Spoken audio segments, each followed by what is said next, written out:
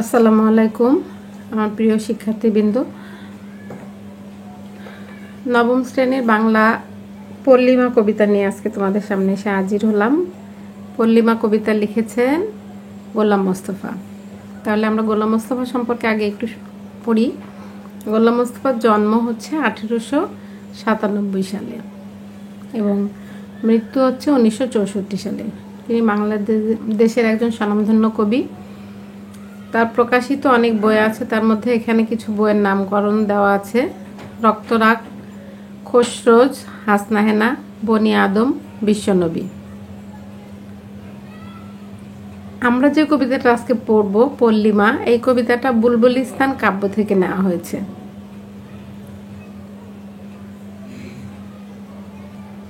এই বুলবুলিস্তান কাব্য হচ্ছে কবির জীবন বিনিময় কবিতায় কবির বুলবুলিস্তান কাব্য থেকে এই কবিতাটা নিয়েছে। এই কবিতার স্তবক সংখ্যা আছে হচ্ছে 10টা।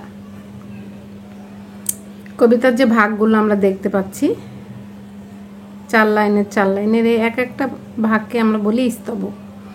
কবিতার লাইনকে আমরা চরণও বলি, লাইনও বলি। তো যখন আমরা কবিতা পড়ব, কবিতা পড়ার আগে আমাদের কবিতা কাকে বলে, তারপরে কবিতা লিখতে গেলে বা কবিতা পড়তে গেলে কিছু ধারণা রাখতে হয়। যেমন অলংকার কবিতার মধ্যে দিতে হয়, না হলে কবিতা সুন্দর হয় না। অলংকারের 2টা ভাগ আছে, শব্দ অলংকার, অর্থ অলংকার। ছন্দ সম্পর্কে জানতে হয়। ছন্দের 3টা ভাগ দিয়েছে: লয়, পর্ব, মাত্রা। ছন্দের নানা উপাদান আছে, উপাদানগুলো সম্পর্কে তোমাদের ধারণা রাখতে হবে। এরপরে হচ্ছে কবিতায় আমরা উপমার ব্যবহার করি, উপমা কি সেই সম্পর্কে ধারণা রাখতে হবে। তাহলে তোমরা কবিতা সুন্দর মতো পড়ে বুঝতে পারবে। তাহলে চলো আমরা আজকে পল্লিমা কবিতা পড়ি। লিখেছেন গোলাম মোস্তফা। এই কবিতাটা হচ্ছে গ্রাম থেকে শহরে স্থায়ী হতে যাওয়া একজন মানুষের মনের আকুতি বা অবস্থা এই কবিতার মধ্যে কবি তুলে ধরেছে। আমরা সবাই শহরমুখী, সবাই কি করি, গ্রাম ছেড়ে শহরে এসে বসবাস করতে পছন্দ করি। কিন্তু আসলেই যারা পল্লীকে ভালোবাসে, গ্রামকে ভালোবাসে, তারা কিন্তু শহরমুখী হয় না, তারা শহরে আসতেও চায় না। আমার কাছে আমার মা যেমন প্রিয়, এই দেশ আমার মা, দেশ আমার জন্মভূমি, যে দেশে আমি জন্মগ্রহণ করেছি, এই জন্মভূমি আমার কাছে কি আমার মায়ের মতো। যে যেখানে জন্মগ্রহণ করুক না কেন, জন্মস্থান সবার কাছে খুব প্রিয় থাকে।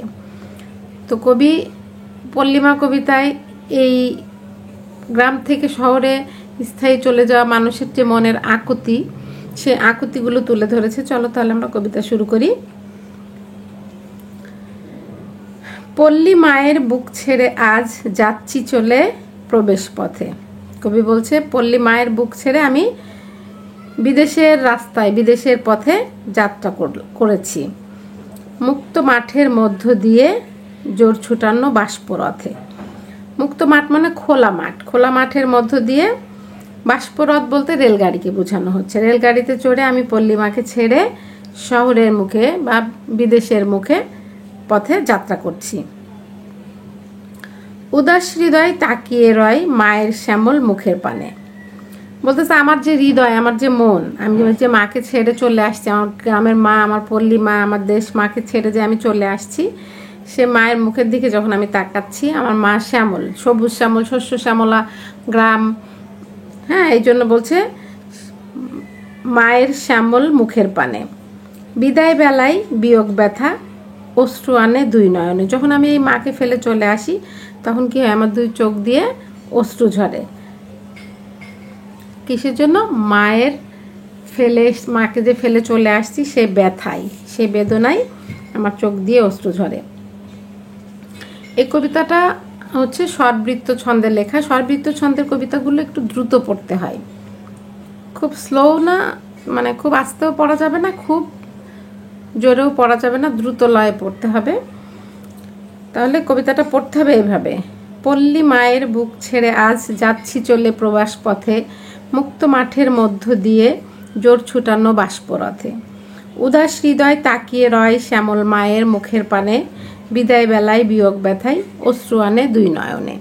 তাহলে 4 লাইন আমি বুঝিয়ে দিলাম। প্রবাস পথ বলতে বিদেশের রাস্তাকে বোঝাচ্ছে, বাষ্পরথ বলতে রেলগাড়িকে বোঝাচ্ছে। দুই নয়নে বলতে চোখকে বোঝাচ্ছে, আমাদের দুই নয়নকে বোঝাচ্ছে। এখানে দেখো আমরা যে বললাম যে যখন আমরা কবিতা পড়ব তখন আমাদের কবিতা পড়তে যে কিছু জিনিসের দিকে খেয়াল রাখতে হবে। এই কবিতার শেষ প্রথম লাইনের শেষ যে শব্দ প্রবাস পথে বাষ্পরথে মুখের পানে দুই নয়নে, এখানে কবিতার মিলকরণ আছে। এই মিলকরণের দুইটা দিক আছে। যেমন আমরা আমার একটা ক্লাস আছে দেখবা ইউটিউবে কবিতা সম্পর্কে, ওইখানে কবিতা কাকে বলে, কবিতার প্রকারভেদ, অন্তমিল, অনেক কিছু আলোচনা আছে। ওই ক্লাসটা দেখে নিলে তোমাদের কবিতা সম্পর্কে আরও ধারণাটা ক্লিয়ার হবে। তো এখানে প্রবাস পথে দেখো একারের মিল দিয়েছে, রথেতে একারের মিল দিয়েছে, মুখের পানে দন্তার নয়কারের সাথে মিল দিয়েছে, নয়ানে দন্তার নয়কারের সাথে মিল দিয়েছে। কবিতা যখন কবিরা লেখে বা যে কবিতা লিখুক তখন কী করে, শেষের দিকে শব্দের সাথে মিলকরণ করে, কখনো বর্ণের সাথে মিলকরণ করে, কখনো আকার একারের সাথে মিলকরণ করে। এই মিলকরণগুলোর আমরা বলতেছি যে পথে রথে, এগুলো হচ্ছে শব্দ অলঙ্কার। পথে রথে পানে নয়নে এগুলো হচ্ছে শব্দ অলঙ্কার, শব্দে অলঙ্কার বসানো হয়েছে। অনুপ্রাস আছে ব্যাকরণে একটা শব্দ। অনুপ্রাস হচ্ছে আমরা হচ্ছে একই বর্ণ বা বর্ণ সমষ্টি যখন বারংবার বলি বা কয়েকবার চলে আসে তখন সেটাকে আমরা অনুপ্রাস বলি। অনুপ্রাসের দুই ধরনের ভাগ থাকে। একটা হচ্ছে বর্ণ দিয়ে অনুপ্রাস থাকে, যেমন ম থাকলে তিনটা শব্দই হয়তো ম দিয়ে থাকবে, বা ক থাকলে তিনটা শব্দই হয়তো ক দিয়ে থাকবে, বা একার থাকলে তিনটা শব্দই একার দিয়ে লেখা থাকবে। তাহলে এখানে শব্দের কবিতার লাইনের শেষের দিকে অনুপ্রাসের মিল দিয়েছে, অন্তমিল দিয়েছে পথে রথে পানে নয়নে। ঠিক আছে, তাহলে আমাদের প্রথম স্তবক পড়া হলো। বললাম 10টা স্তবক আছে, প্রথম স্তবকটা শেষ হলো আমাদের। আমি বুঝিয়ে দিয়েছি শব্দগুলো, লাইনের অর্থগুলো। পরের স্তবকে যাই আমরা। স্নেহময়ী রূপ ধরে মা দাঁড়িয়ে আছে মাঠের পরে।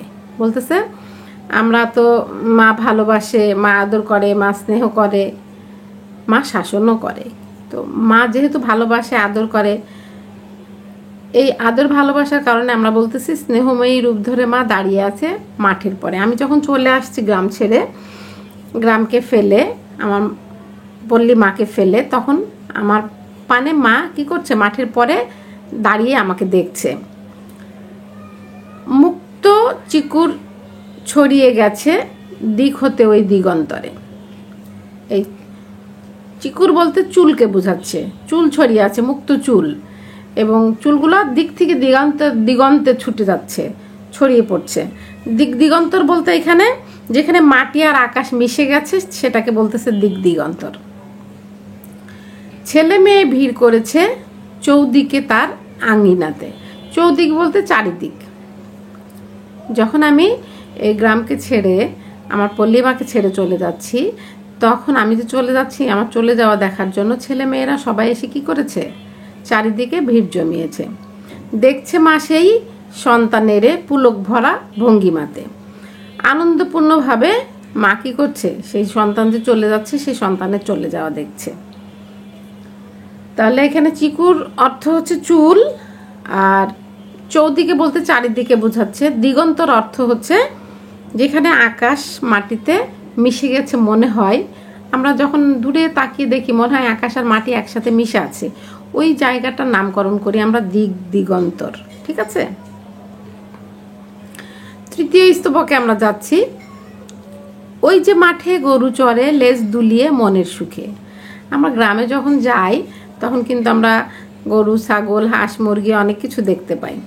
তো গ্রাম্য পরিবেশের বর্ণনা যেহেতু করছে কবি, এইখানে বলছে ওই যে মাঠে গরু চড়ে লেজ দুলিয়ে মনের সুখে। আমরা কিন্তু এই কবিতার মধ্যে গরু বানানটা পরিবর্তন দেখছি। আমরা আগে গ রয় বিন্দু রস্যুকার পড়েছি গরু, এখন গয়কার রয় বিন্দু রস্যুকার দিয়ে বলছে গরু।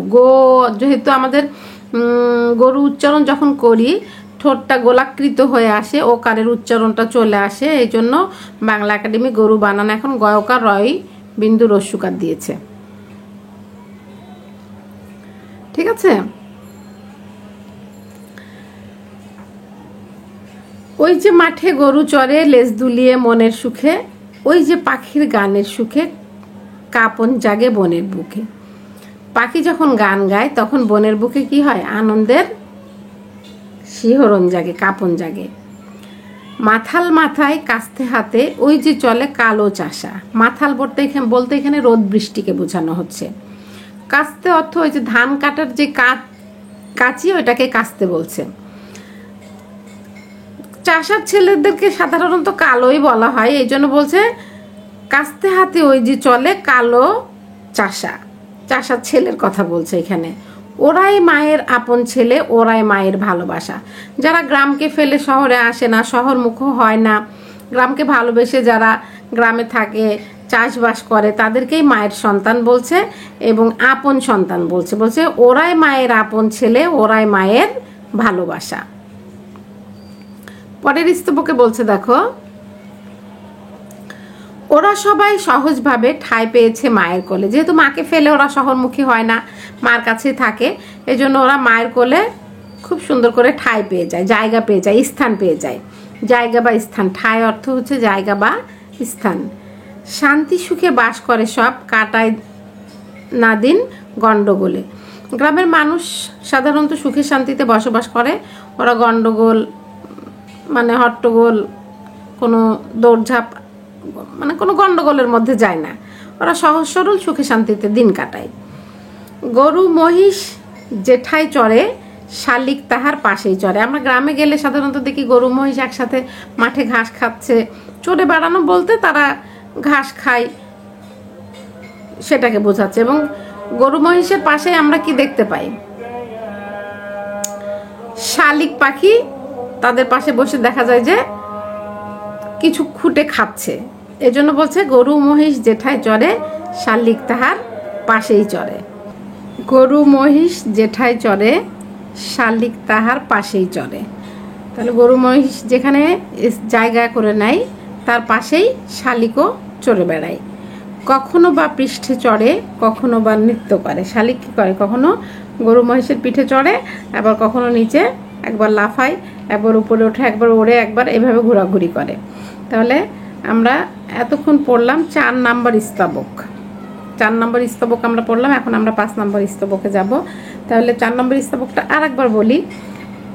ওরা সবাই সহজভাবে ঠাঁই পেয়েছে মায়ের কোলে। এখানে ওরা বলতে যে সন্তানরা গ্রামে থাকে, গ্রামকে ভালোবাসে, গ্রামের চাষবাস থেকে শুরু করে সব কাজে সহযোগিতা করে, কবির কাছে তারাই হচ্ছে মায়ের আপন সন্তান। তারা সুখে শান্তিতে গ্রামে বসবাস করে, কোনো গণ্ডগোলের মধ্যে থাকে না। গ্রামের পরিবেশের মধ্যে আমরা দেখি গরু মহিষ মাঠে চড়তে যায়, চড়ে বেড়ায়, এবং গরু মহিষের পাশে শালিকও চড়ে বেড়ায়। শালিক কখনো গরু মহিষের পিঠে উঠে বসে, আবার কখনো নিচে নেমে পড়ে, উড়ে বেড়ায়। এই উড়ে বেড়ানোকেই বলতেছে নৃত্য করা। এবার 5 নম্বর স্তবকে বলছে, রাখাল ছেলে চড়াই ধেনু, বাজায় বেনু অসৎ মূলে। এটা একটা গাছ, অসৎ হচ্ছে অশোক গাছের কথা বলতেছে, অসৎ গাছ এটা। রাখাল ছেলে চড়াই ধেনু, ধেনু বলতে গরুর কথা বলছে এখানে। বাজায় বেনু অর্থে বাঁশি। রাখাল ছেলে যখন গরু চড়ায় তখন তারা বাঁশি বাজায়। কোথায় বসে? অসৎ গাছের নিচে বসে। মূল অর্থ গাছের যে শিকড়, শিকড়ের কাছে বসে। সেই গানেরই পুলক লেগে ধানের ক্ষেতই উঠল দুলে। যখন ওই রাখাল বাঁশি বাজায় তখন ধানের ক্ষেতের মধ্যে যে বাতাস এসে লাগে, ওই বাঁশির সুরকে বাতাসের সুরের সাথে মিলিয়ে কবি বলছে সেই গানেরই পুলক, মানে সেই গানের আনন্দে ধানের ক্ষেতের মধ্যে বাতাসের দোলাদুলি উঠে যায়। সেই গানেরই পুলক লেগে বিলের জলের বাঁধন টুটে। ওই রাখালের বাঁশির সুরের যে গানের সুর, সেই সুর শুনে কি হয়? বিলের জলের মধ্যেও ছুটাছুটি শুরু হয়ে যায়। মায়ের মুখের হাসির মতন কমলকলি উঠল ফুটে। এখানে কমলকলি বলতে পদ্মের মুকুল, পদ্ম ফুলের যে ফুলটা ফোটার আগে যে মুকুলটা হয়, ওটার কথা বলছে। এখানে মায়ের মুখের হাসির সাথে পদ্ম ফুলের ফোটার সাথে মায়ের মুখের হাসির তুলনা করা হয়েছে। এই জন্য এখানে আমরা বলবো উপমার ব্যবহার করেছে। একটা জিনিসের সাথে আর একটা জিনিসের যখন আমরা তুলনা করি তখন কবিতার ভাষায় হচ্ছে সেটা উপমার ব্যবহার। এখানে ওই যে আমি বললাম একটা শব্দের অলংকার থাকবে কবিতার মধ্যে, একটা অর্থের অলংকার থাকবে। যখন উপমার ব্যবহার হবে তখন সেটা হবে অর্থের অলংকার, অর্থ অলংকার তখন, ঠিক আছে। এখানে পদ্ম ফুলের ফুটে ওঠার সাথে মায়ের হাসির তুলনা করা হয়েছে। যখনই তুলনা থাকবে একটা জিনিসের সাথে আর একটা জিনিসের, তখনই সেখানে কি হবে, কবিতার মধ্যে উপমার ব্যবহার হবে। মনোযোগ দিয়ে শোনো, এগুলা কিন্তু পরীক্ষায় আসবে। দুই ধরনের উপমার ব্যবহার হবে, একটা শব্দের আর একটা অর্থের। এখানে হচ্ছে অর্থের উপমার ব্যবহার হয়েছে, অর্থ অলংকার বলছে এই জন্য এটাকে। 6 নম্বর স্তবকে কি বলছে দেখো, দুপুর বেলায় ক্লান্ত হয়ে রৌদ্র তাপে কৃষক ভাইয়া, যারা মাঠে কাজ করে সেই কৃষক ভাইদের কথা বলছে। রৌদ্রের তাপ যখন হয়ে যায় দুপুরবেলা, তখন তারা ক্লান্ত হয়ে যায়। বসলো এসে গাছের ছায়ায়, ভুঞ্জিতে তার স্নিগ্ধ ছায়া। গাছের ছায়ায় এসে বসে তারা, এবং ভুঞ্জি অর্থ ভোগ করতে, গাছের ছায়ার যে একটা বাতাসের যে একটা ভালো লাগা, সেটা ভোগ করার জন্য তারা গাছের ছায়ার নিচে এসে বসে যখন অতিরিক্ত রোদ পড়ে। মাথার উপর ঘন নিবিড় কচি কচি ওই যে পাতা, যে গাছের নিচে এসে বসে সেই গাছের পাতা ঘন নিবিড় কচি কচি পাতা থাকে। ও যেন মার আপন হাতের তৈরি করা মাঠের ছাতা। মা নিজের হাতে ভালোবেসে একটা জিনিস যে তৈরি করে দেয়, ওই গাছের পাতাকে একটা ছাতার সাথে তুলনা করে বলতেছে যে মা মনে হয় ওই গাছের পাতাগুলোকে ছাতা মতো করে তৈরি করে দিয়েছে। ছাতা যেমন রোদ থেকে আমাদেরকে রক্ষা করে, ওই গাছের পাতাগুলো আমাদেরকে রোদ থেকে রক্ষা করছে। এই জন্য বলতেছে মা যেন হাতে করে ওই পাতা তৈরি করে দিয়েছে, এবং ওই পাতা কি হচ্ছে, আমাদের মাথার ছাতা হয়ে যাচ্ছে। ঘাম ভেজা তার ক্লান্ত দেহে শীতল সমীর যেমনি চাওয়া। এই সমীর অর্থ এখানে বাতাস। যখন রোদের মধ্যে কাজ করে কৃষক মাঠে, তখন তার সারা শরীর দিয়ে ঘাম বের হয় এবং সে ক্লান্ত হয়ে যায়, এবং গাছের ছায়ার নিচে এসে যখন সে বসে, তখন শীতল বাতাসে তার কি হয়, প্রাণটা জুড়িয়ে যায়। পাঠিয়ে দিল অমনি মাতার স্নিগ্ধ শীতল আঁচল হাওয়ায়। যখন সে ওই গাছের নিচে এসে বসে, তখন কবি বলছে মা তার স্নেহ ভালোবাসা দিয়ে, তার আঁচলের শাড়ির আঁচল দিয়ে, তার ঘাম মুছিয়ে, তাকে ভালোবাসা দিয়ে সে যে কাজ করছে সে কাজের সহযোগিতা করাকে বোঝাচ্ছে। কালো দিঘির কাজল জলে মিটল তার তৃষ্ণা জ্বালা। প্রত্যেকটা গ্রামে দিঘি থাকে, আমরা পুকুর বলি যেটাকে, শান বাঁধানো যেটা থাকে সিঁড়ি দিয়ে, সেটাকে দিঘি বলা হয়। একটু বড় আকারের, ওগুলো হচ্ছে দিঘি। তো ওই দিঘির কালো জলে কি হয়, তারা তৃষ্ণা মিটায়। তার রোদের তাপে কাজ করতে যে তার যে একটা জ্বালা যন্ত্রণা হয়, ওই নদীর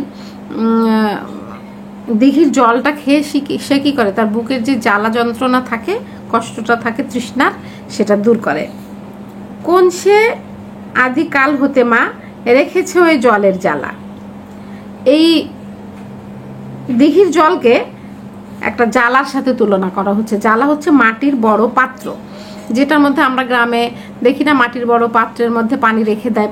মাটির বড় পাত্রের মধ্যে পানি রাখলে পানিটা, আমরা যেমন ফ্রিজে পানি পান করি, তো ওরা যখন এই মাটির পাত্র থেকে পানি পান করে, তখন ওইটা ওই ফ্রিজের পানির মতো ঠান্ডা হয়। এই জন্য বলছে যে যখন ওরা দিঘির জলের পানিটা পান করে, তখন মনে হয় মা ওই জ্বালার মধ্যে পানি রেখে দিয়েছে। এই জ্বালার পানিটা কিসের, ওই আমার যে তৃষ্ণা জ্বালা আছে, সেই জ্বালা তৃষ্ণা সব দূর করে দিচ্ছে। মা যেহেতু হাতে করে রেখেছে, এই জন্য মা তো সন্তানকে ভালোবাসে, মার ভালোবাসা সব কিছু কি করে দেয়, দূর করে দেয়। কষ্ট, জ্বালা, যন্ত্রণা সব কিছু দূর করে দেয়। তারপরে আমরা 7 নম্বর স্তবকে চলে আসলাম, শেষ করলাম। এবার 8 নম্বর স্তবক শুরু করবো। এখানে জ্বালা অর্থ মাটির বড় পাত্র। সবুজ ধানে মাঠ ছেয়েছে কৃষক তাহা দেখলো চেয়ে। বলছে যে কৃষক যে এই যে সকালে কোনো রকম যা থাকে ঘরে, যা জোটে তাই খেয়ে কাজে বের হয়ে যায়, সারাদিন মাঠে কাজ করে, এই বা দেশের মানুষদের মুখে অন্ন তুলে দেওয়ার জন্যই তো।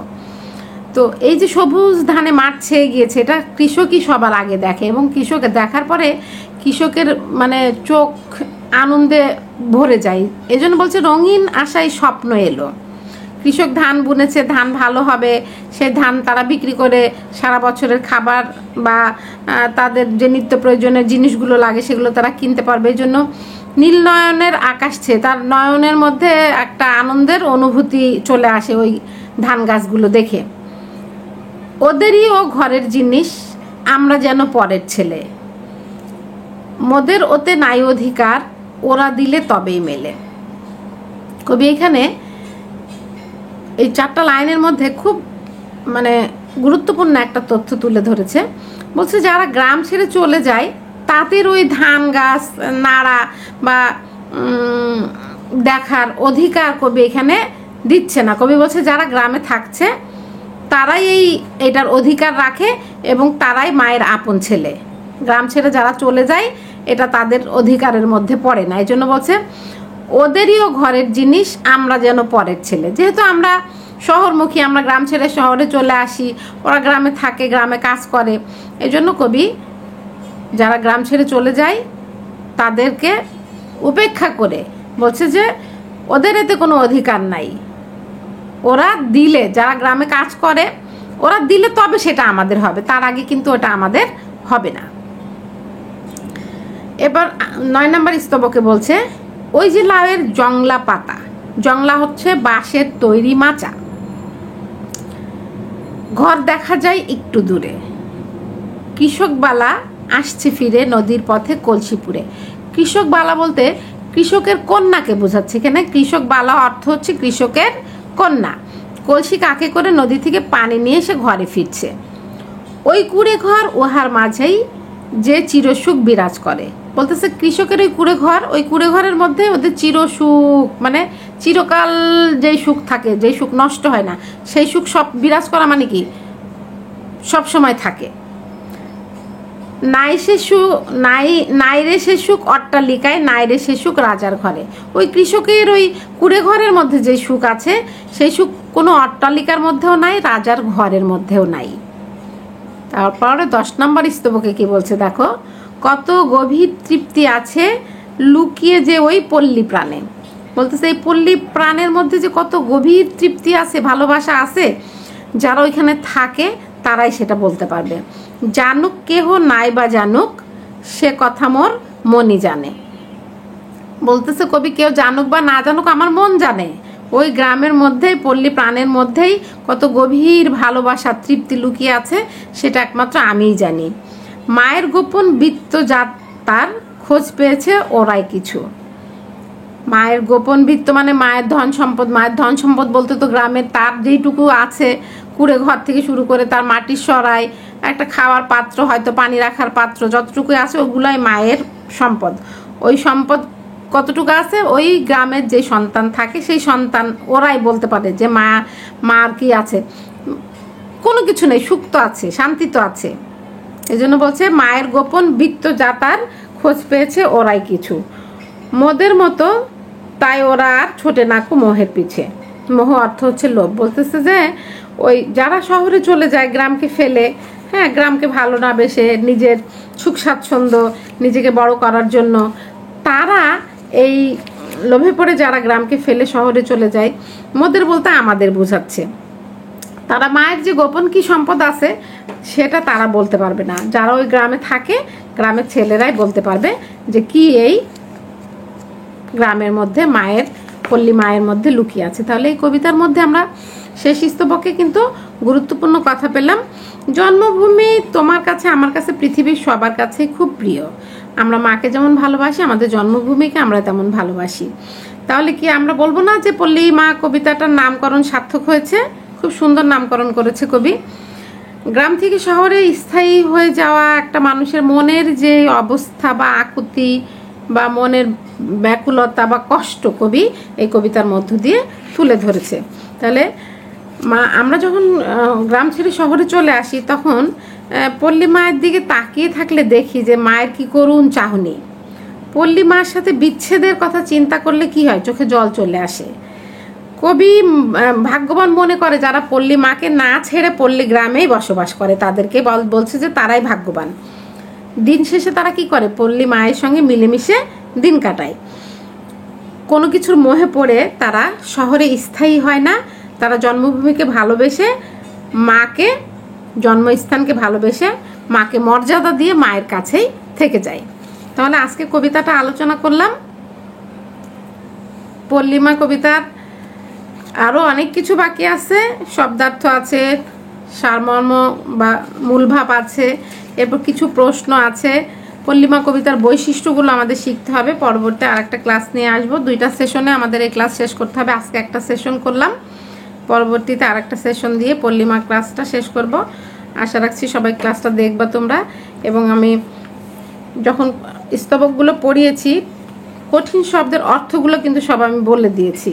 তোমরা ক্লাসটা একটু টেনে টেনে দেখলেই বুঝতে পারবা। প্রত্যেকটা অর্থ আমি বলে দিয়েছি। অর্থগুলো, কঠিন শব্দের যে অর্থগুলো, ওগুলো সবাই শিখে রাখবা তোমাদের প্রশ্নের উত্তর লিখতে, তাহলে সহজ হবে।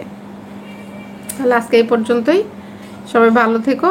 আবার পরবর্তীতে আরেকদিন অন্য ক্লাস নিয়ে চলে আসবো। সবাইকে ধন্যবাদ।